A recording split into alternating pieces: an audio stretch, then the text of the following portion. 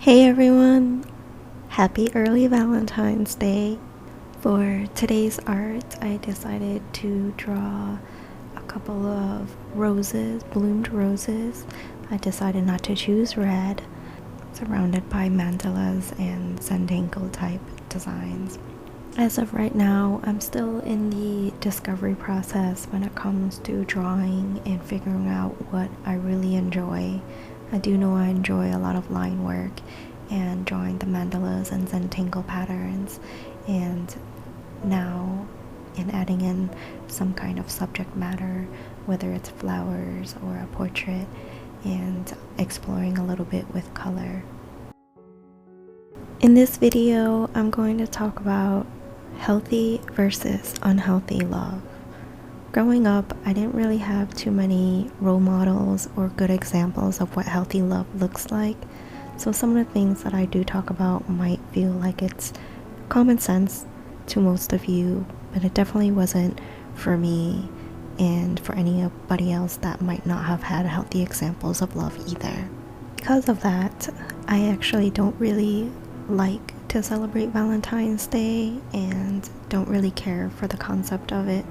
I do believe it's highly commercialized and it puts the wrong type of mindset for people to feel like they need a special day to celebrate the love when it should be more of a lifestyle and a habit and an everyday or a common thing.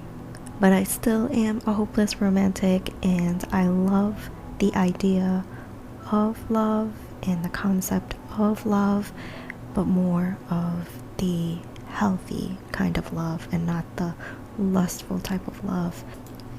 So the first unhealthy realization about love that I discovered myself is that you do not complete each other. If you've seen the movie Jerry Maguire with Tom Cruise, Cuba Gooding Jr., and Renee Zellweger, then you'll probably recognize the popular "you had me at hello" and "you complete me" speeches. I was pretty young when I saw that movie, maybe in my high school years, and I do remember feeling a little uncomfortable at those scenes because it just didn't really make any sense to me. Once I graduated high school and I started my college years, I understood what it felt to feel incomplete. So I was reflecting on how I was going to approach dating while I was in college, and I made a promise to myself that I will date if it happens to come up, but I will not pursue it, and if dating ever got in the way of my studies and my goals, then I'm going to prioritize my education. And I also wanted to be sure that I had something to offer before I met my future husband, if that was a possibility to meet him during my college years, which I didn't. So now that I reflect back during those years of my life, I realized that I didn't like the idea of being half of a whole and needing someone else to complete the other half.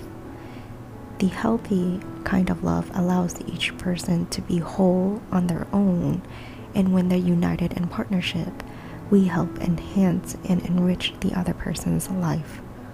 When and if you're ever separate, physically separate, you might miss the joy that the other person brings to your life, but it doesn't leave you feeling incomplete.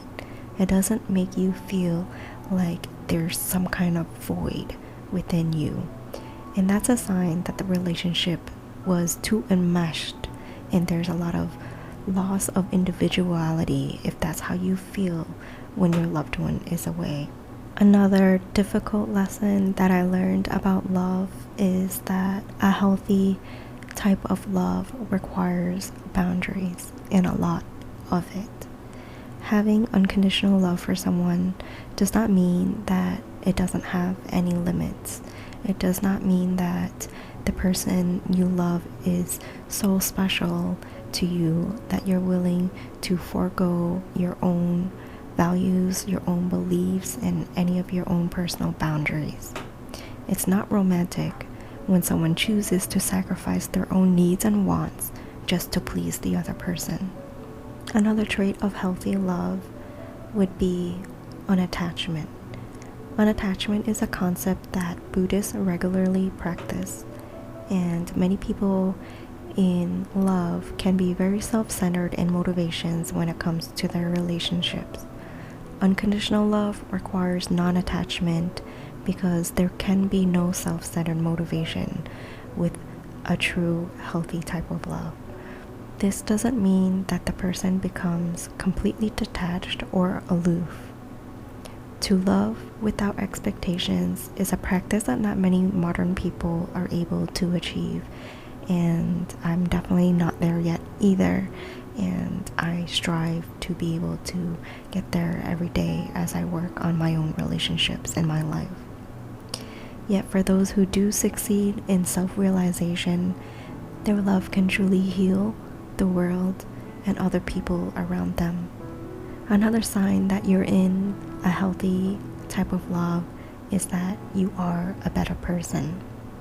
Healthy relationships help us grow and evolve into better people, not because our partner controls us and forces us to fix our issues, but instead they support us and encourage us to strive to be our best version of ourselves. Everyone has flaws, and if we have a partner that focuses more energy on blaming and shaming us for our flaws, that can be very detrimental to our self-esteem and our self-worth. The people that truly love us will love our imperfections through patience, understanding, and acceptance. They will not judge or criticize, and they won't enable poor behavior either. Their love will make us feel safe to have the courage to look at our own shortcomings with the humility that is necessary toward the decision to make a change for the better. And the last trait that there is a healthy level of love in your relationship is that there is a lot of compassion. Love cannot exist without compassion. Compassionate love is found in all types of relationship and not just romantic ones.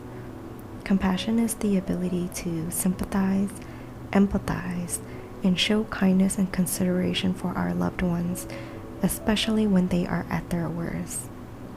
The energy flows outward and pretty much completely removes us from the equation so that we can focus on the other person. Yet, compassion does not mean blind acceptance. If someone mistreats us, we may show compassion and love, all the while making the choice to walk away. It does not mean that we must stay in unhealthy situations and enable dysfunctional patterns to continue. So those are my own personal life lessons that I've learned along the way from my own experiences in love. I'd love to hear your own experiences if you have anything additional to share. Alright, so that's all I have for you today. If you did enjoy this video, please give it a like and subscribe, and I'll see all of you beautiful souls in the next video.